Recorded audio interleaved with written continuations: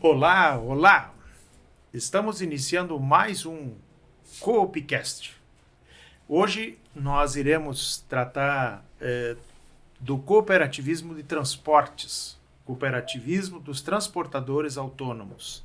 O objetivo do nosso podcast é justamente construir um mosaico do cooperativismo brasileiro e latino-americano. O cooperativismo de transportes ele é relativamente novo no Brasil, apesar de que nós estamos falando desde Ijuí, do Rio Grande do Sul. Nós tivemos uma experiência pioneira aqui, que foi a chamada Cotracarga, que nasceu lá nos anos 1970. Né?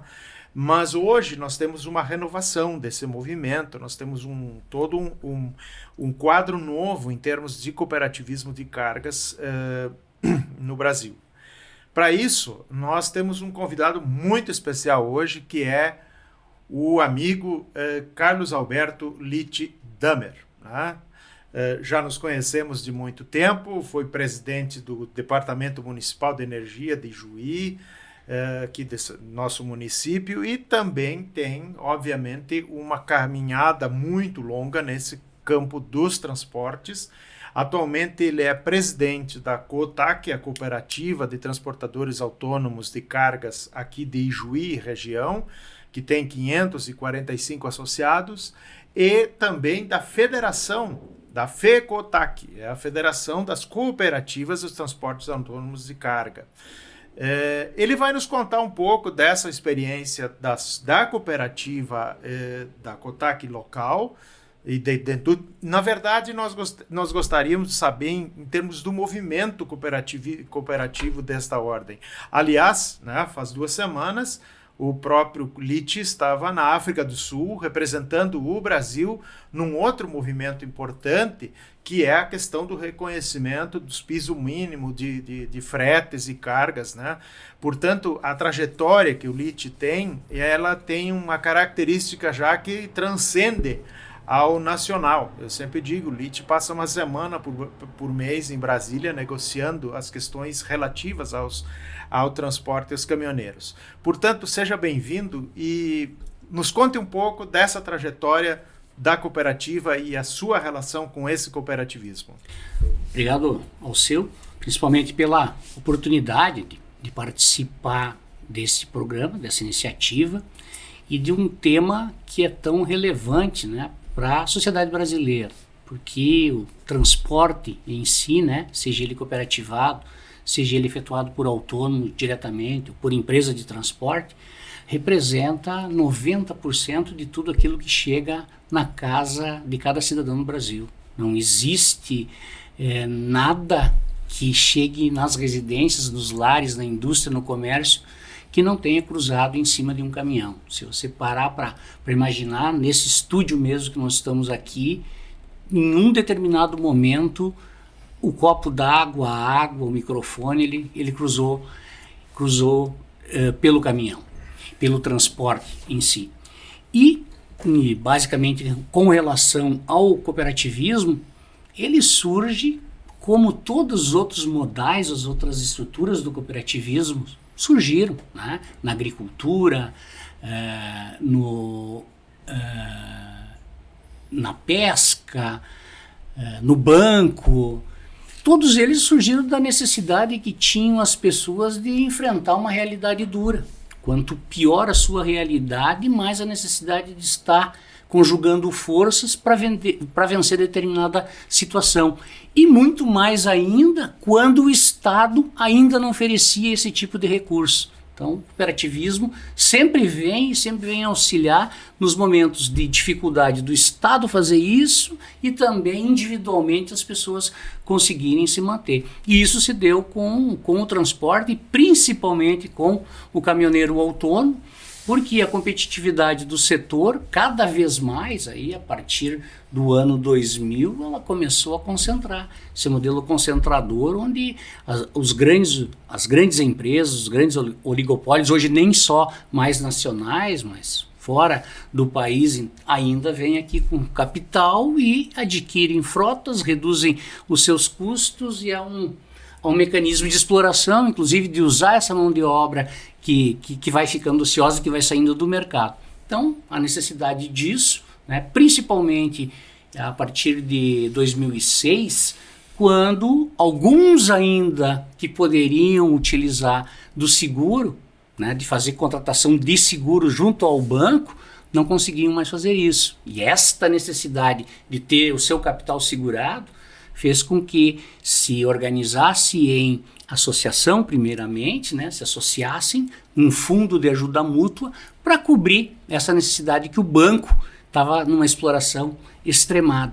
Então, a partir dessa primeira organização do seu patrimônio, se desenvolveu a ideia do associativismo, depois do cooperativismo, e foi ganhando formas e jeitos de regras e formas de se conviver com um grupo que hoje é 545, né, que tem imensos produtos para além do seguro e está vinculado exatamente à natureza cooperativista, ou seja, buscar da forma de cada um a contribuição para atingir a coletividade, reduzindo custos e proporcionando ganhos em escala, que é o que a economia pede. Né? Quer dizer que vocês começaram, na verdade, com uma associação de ajuda mútua no sentido de garantir a segurança do patrimônio do caminhoneiro autônomo. No ano de 2006, né?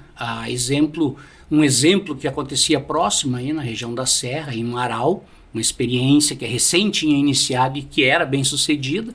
A partir daquele modelo, fomos a Marau, pegamos o início, adaptamos a realidade que era a nossa realidade aqui.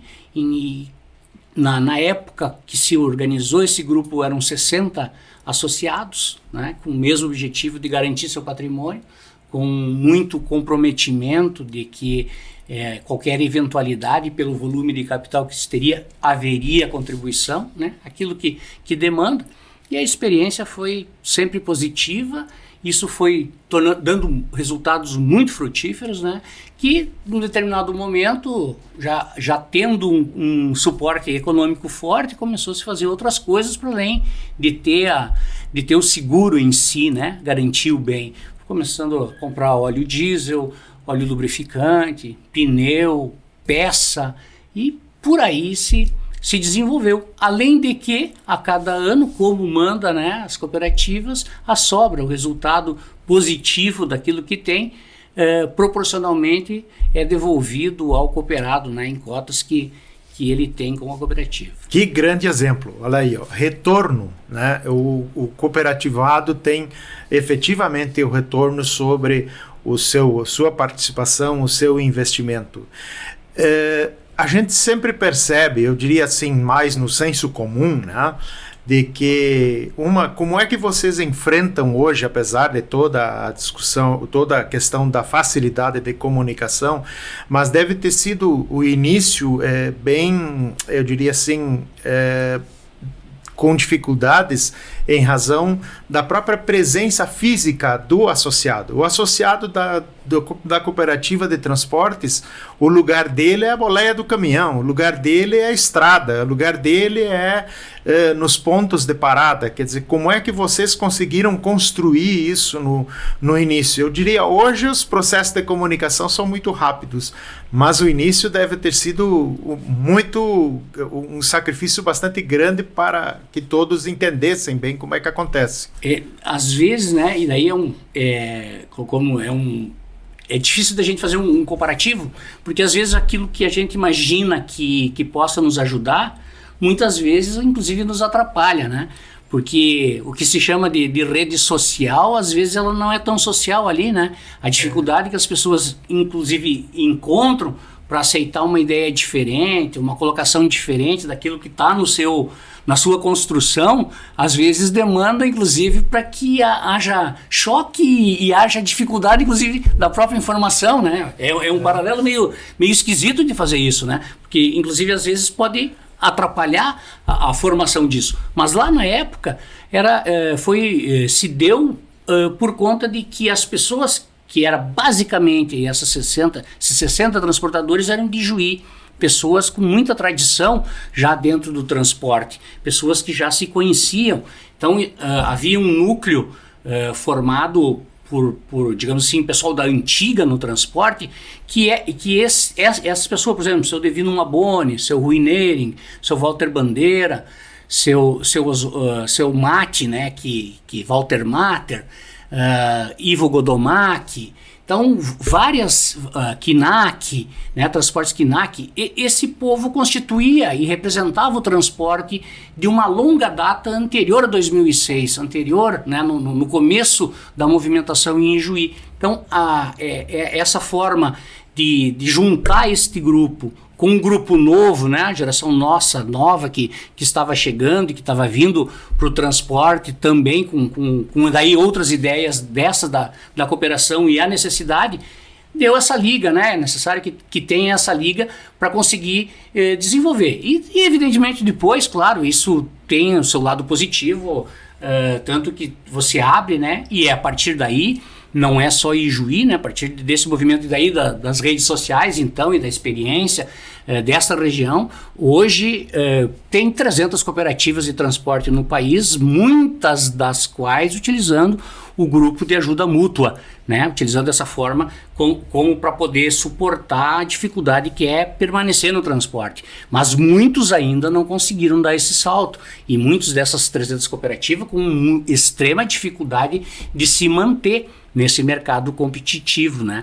Porque à medida em que você vai viver do frete, você vai viver também então da concorrência tão somente, né? À medida que é curto o espaço e a margem do que se tem, você vai tirar provavelmente também do seu cooperado, ao invés de você estar retribuindo com ações que tem, aquela parcela que sai do seu frete é que estabelece o que vai colocar na cooperativa. Então, eu sempre tenho dito e tenho incentivado, por onde a gente tem cruzado com a federação e com a possibilidade de conversar, que o grande caminho é sim o cooperativismo, buscando o frete, com certeza que é o primeiro passo, mas também ajuda mútua ao grupo, que isso vai fortalecer e dar condições de desenvolver cada vez mais as cooperativas. Para isso, inclusive, né, tem um projeto agora que vai tramitar no Senado Federal, de origem do senador Paulo Paim, que regulamenta e vai dar regras e vai estabelecer esses grupos de ajuda mútua como algo que se consolide mesmo. Por mais que já algumas demandas que houveram na justiça tem a causa e tem ganho de causa para todos que estão fazendo dentro das cooperativas para dar legalidade, ainda não existe uma norma definitiva, né? E que isso agora, esse passo vai ser dado para que realmente ande tudo dentro da conformidade. Super importante esse aspecto de nós partirmos, né, de confiança, né, em que provavelmente esses pioneiros que você citou tinham confiança entre si, tinham solidariedade, tinham essa experiência em transporte, né? Olhando para frente aqui, a federação e as 300 cooperativas, como é que você vê a perspectiva? Então, nós temos essa questão legal, que eu acho que é fundamental, né? E no nível nacional, elas estão concentradas mais no sul do Brasil, no país todo. Nos conte um pouco de como é que é esse panorama do transporte, de transportadores autônomos Brasil afora. A gente sabe que o Sul é muito forte com isso, o Rio Grande do Sul principalmente, mas eu imagino que, por exemplo, outros setores com outra dinâmica, como é o estado de São Paulo, o Rio de Janeiro, o Nordeste do Brasil, como é que você vê digamos, essas diferenças em nível nacional? Aquilo que ocorre realmente com as cooperativas, né, com o mapa que a OCB, por exemplo, tem, dos vários ramos do cooperativismo, o fortalecimento dela, ela sempre se dá sempre mais ao sul, né? Talvez seja essa característica já advinda aí de um sistema antigo, europeu, já inicial, né, que veio junto com quem veio para cá, ela tem multiplicado. Quanto mais você vai subindo, mais vai desaparecendo em todas. E assim se dá com o transporte também.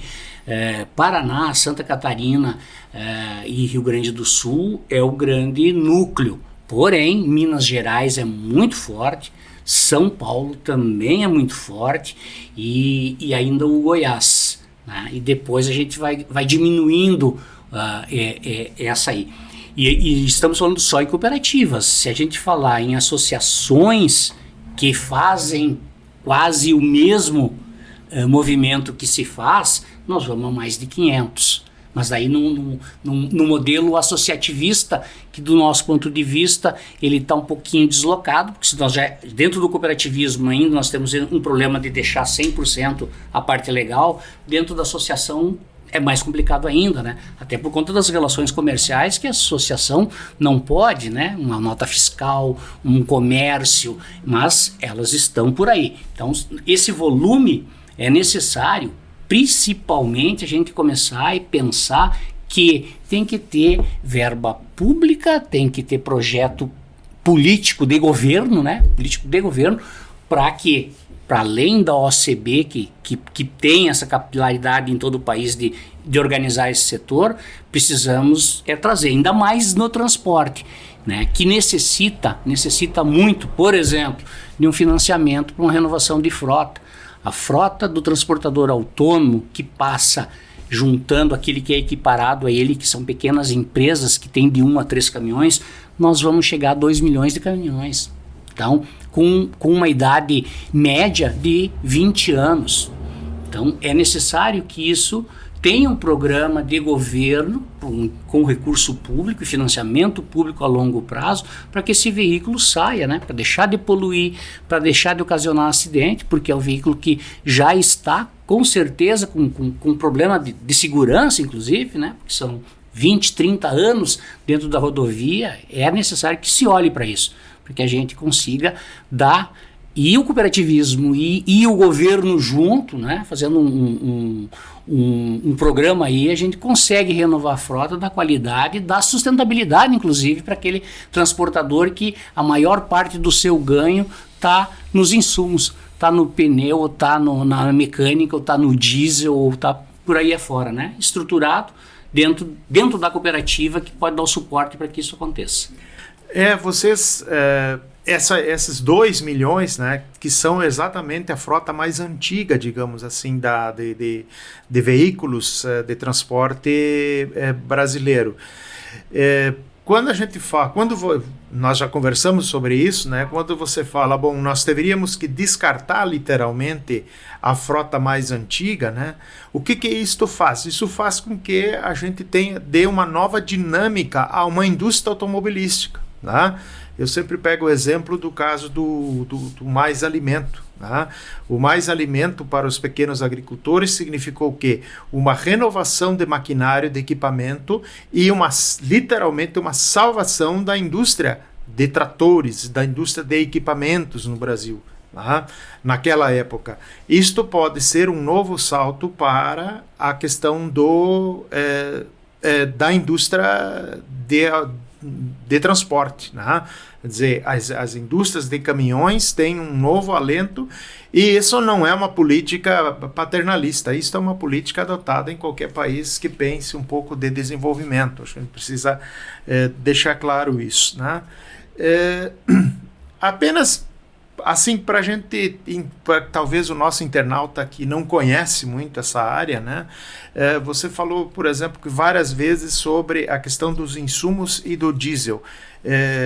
Na prática, como é que vocês trabalham isso? Né? Essa questão, por exemplo, do combustível, que é o principal insumo dos caminhoneiros. Perfeito. Antes só, né, o seu ainda, na questão dessa renovação, não, é importante, né, e tem que deixar claro que não adianta nenhum tipo de programa aonde não se fale esse financiamento a longo prazo.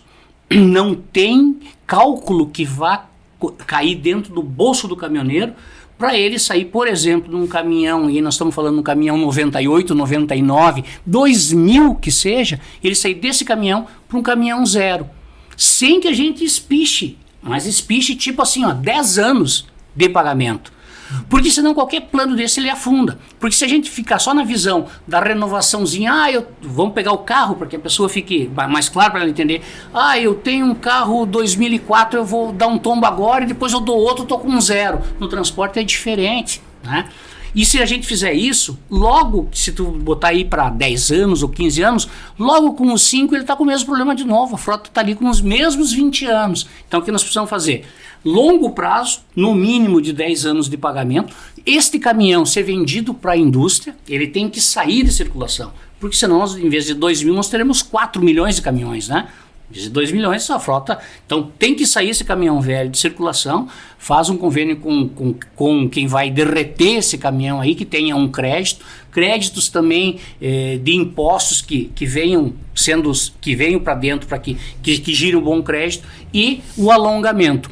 Porque se nós fizermos isso há 10 anos, nós teremos daqui, esse cara que saiu com um caminhão de 20, daqui 10 anos, que já não mais estará, porque a média de quem está trabalhando também está nos 50 anos, de 40 a 50 anos, de quem está na profissão, então ele também está saindo do mercado, ingressando alguém nesse lugar, e nós temos uma frota muito mais renovada com 10 anos só. Então esse é o primeiro. Qualquer outro movimento que tenha se encurtar, de taxa de juro absurda, como estamos vivendo uma taxa absurda hoje de 13,25, inviabiliza qualquer negócio. Será um paliativo que não vai resultar, até porque não vai ter acesso. Ninguém vai sair numa aventura ainda de entregar seu caminhão velho e logo ali depois de um ano e pouco entregar o novo, porque não conseguiu pagar a prestação. Perdeu os dois, digamos assim, né?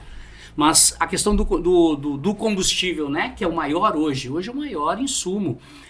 No mínimo, um caminhão novo, zero, ele gasta 40% daquilo que ele faz em combustível. Do seu frete é combustível. Um caminhão velho chega a 60%. Então você imagina, daquilo que você tem, num insumo, você chega até 60%. Isso por quê? Isso é uma medida política que foi adotada em 2017 pelo governo do presidente Temer, com Pedro Parente, presidente da Petrobras, que fez o quê? Mudou a fórmula do cálculo do nosso preço interno, usando o preço de paridade internacional. O barril lá fora, o preço que estivesse na sua totalidade, serve como parâmetro para botar o preço aqui dentro. A grande luta dos caminhoneiros.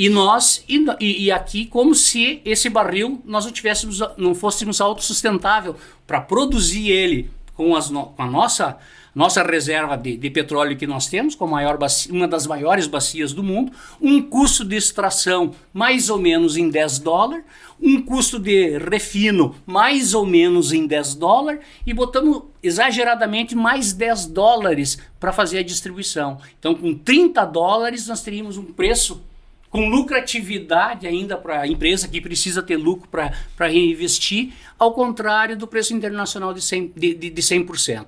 Então, essa política do PPI, preço de paridade internacional, tem que ser modificada. E quem não... Temer fez isso, foi depois, Bolsonaro ainda ampliou com a venda das refinarias, ainda vendendo patrimônio. Está na hora do governo que assumiu e que em campanha disse isso, fazer exatamente o contrário, o fim do PPI e ainda a manutenção e ampliação da Petrobras pública, né, com recursos que sejam realmente do povo brasileiro. É a maior empresa pública que o Brasil tem, né? E nós estamos falando só do petróleo, só do diesel. E os outros 3 mil subprodutos que são base para a indústria, que são base para o pneu, que são base para o plástico, que são base para, inclusive, insulina, que sai do petróleo, do derivado do petróleo. Isso é de estratégia interna, né, totalmente de quem se diz patriota, de fazer a defesa de que ela continue nossa, assim como foi lá em 53, quando a campanha do petróleo é nosso, a campanha da Petrobras nossa deve ser encampada por cada cidadão brasileiro e principalmente pelo governo que assumiu esse compromisso durante a campanha, e está na hora, agora em abril que nós estamos, de mudar essa diretoria que está aí na Petrobras, indicada dos 11 que são os diretores da Petrobras, 5 são dos pequenos acionistas, mas 6 é do governo, 6 é do povo brasileiro. E quem demanda essa política aí é a maioria, né? E 6 é maior que 5, né? Então não tem por que a gente não fazer essa alteração, né? É verdade. E você falou bem no início, né? Quer dizer, 90% do transporte que é feito de toda a mercadoria brasileira é feita em caminhão, e nós somos, então, logo um grande consumidor de óleo diesel, inclusive importando esse produto hoje, né? Com uma capacidade de refino e nós importamos esse insumo fundamental. Mas importamos por interesse do acionista, né? Daqueles 5 que mandam no 6. Né? Os 5 que mandam no 6 diz, olha, vamos importar, porque importando eu ganho mais. O povo brasileiro paga a conta, mas eu, acionista que estou aqui, estou para lucrar, né? Então está na hora de dizer para eles, bom, a bolsa é um jogo, jogou até agora e ganhou, a roleta vai trancar um pouquinho, agora tu vai começar a perder, né? Porque o fim social, o interesse social que a Petrobras tem é maior do que o interesse dos acionistas. Acho que essa é uma luta muito justa que apresentam, e quem, eu diria assim, mais apresenta ela no nível nacional são exatamente os caminhoneiros autônomos, né? Junto com os petroleiros, né? Que também fazem ela. Levando essa questão fundamental para nós. Ainda assim, para concluir, Lite, o que você vê do ponto de vista da educação cooperativa para o fortalecimento do movimento cooperativista dos transportadores? Quer dizer, vocês têm algum programa nesse sentido de formação, de auxílio ao próprio caminhoneiro com relação a essa, digamos, participação cooperativa? Porque ela é fundamental, ela é das bases do cooperativismo, é a educação cooperativa, né? Como é que vocês enxergam isso? Olha, inclusive um programa que foi gestado ainda quando das discussões do piso mínimo de frete, sobre esse andar e a necessidade de se envolver em cooperativa, foi desenvolvido no governo passado, parte dele chama o Roda Bem Caminhoneiro, com a distribuição de tanques de combustível e o combustível para começar a organizar as cooperativas e ela poder dar o suporte. Esse programa vai ter continuidade, já foi assegurado mais 17 milhões dentro da pasta, ele está hoje do Ministério do Trabalho, das secretarias do cooperativismo estão dentro do Ministério do Trabalho, foi prorrogado até junho do ano que vem. Mas nós temos dito lá e temos feito a interlocução de que há necessidade de uma oxigenação no projeto. E exatamente na linha que você dizia. É necessário de que haja uma educação cooperativista. Porque só apenas a transferência do recurso ou só a colocação disso sem o demonstrativo do quanto é importante cada associado, quanto é importante cada cooperado dentro do seu negócio, que ele é um gestor do seu negócio, ele é dono desse negócio. A cooperativa não é da diretoria, do presidente ou de quem compõe algum cargo dentro dela, é de cada cooperado que está ali. Então, se sentir dono disso, isso se dá exatamente através dessa iniciativa de educação cooperativista. E ainda mais, um avanço maior que, para além disso, também na forma de gestão e na forma do interrelacionamento entre as cooperativas, né? A necessidade de que haja um elo entre a cooperativa de Ijuí, por exemplo, com a de Castro, no Paraná, que as coisas elas sejam interligadas, que o cooperado que é de Castro se sinta um cooperado também aqui em Ijuí e vice-versa, para que essa ligação aí do transporte e que são cooperados que rodam o país inteiro possam desenvolver, criar esse sincronismo, porque através da educação e da experiência vivida de um local para outro, com certeza a visão cooperativista e o cooperativismo vai deslanchar de uma forma muito grande, o que ainda não ocorre. Muito interessante. Apenas mais um elemento que me escapou aqui, né? Vocês estão conseguindo, digamos assim, como cooperativa, realizar contratos de transporte com empresas ou com embarcadores? Como é que é essa relação com os embarcadores? Certo. Nossa cooperativa foi uma das últimas... Como toda cooperativa, ela nasce primeiro do frete. A nossa fez o processo inverso. Nasceu, então, da necessidade da ajuda mútua, do grupo de se fortalecer ali. Daí, depois das compras de insumos e, por fim, a cooperativa como transporte de carga. Muito mais, não no grande volume, mas muito mais para dar uma orientação àquele cooperado que não tinha onde agir diretamente com o embarcador. Então nós fomos lá fazer o elo, simplesmente o elo dele, só essa ligação entre o autônomo que está aqui, que não consegue ter um conhecimento, um pagamento de ICMS, um seguro. Nós fizemos esse elo entre os dois. E tão somente descontando de quem recebe o frete a tributação que tem e 2% para a cooperativa, que é pagar o funcionário que está ali, a estrutura que tem, né? E todo o valor ser agregado. Então, nós não estamos ainda trabalhando numa lógica de agredir grandes embarcadores, grandes busca, porque esse mercado que é tão competitivo vai nos colocar na mesma situação das empresas que estão trabalhando por aí, porque o embarcador quer enxugar, ele quer pagar o quanto menos. Eu tenho dito sempre, batido o que tem, se é para a gente fazer igual ao que milhares fazem, deixa os milhares fazer. Nós temos que fazer a diferença. Então, por exemplo, estamos lutando, e vai ser outra luta agora, para implementar o que nós conquistamos na greve de 2018, ou seja, 30% daquilo que é distribuído pela Conab seja transportado por cooperativas. Existe lei para isso, né? 13.713, é a lei de 8 de agosto de 2018. Só que até o presente momento, aí, por uma questão de desestruturar a Conab, de não ter um mercado regulador, né, para que pudesse fazer a necessidade de quando um determinado local do país precisa de um apoio, vai se virar com quem é o cerealista e ganhar preço, foi desestruturada a Conab, né? Hoje ela está com muita dificuldade, vai ter que retomar, reiniciar. E isso bateu também na gente, no cumprimento dessa lei, que nós vamos retomar com o governo que está aí, vamos sentar para ver como é que as cooperativas pegam esta fatia que por lei é de direito. Muito bom. Muito obrigado, Lite. Nós acho que temos muita coisa ainda para conversar, né? E teremos outras oportunidades. O nosso Coopcast vai construindo esse mosaico do cooperativismo brasileiro latino-americano. Obrigado por nos acompanhar. Sucesso a todos!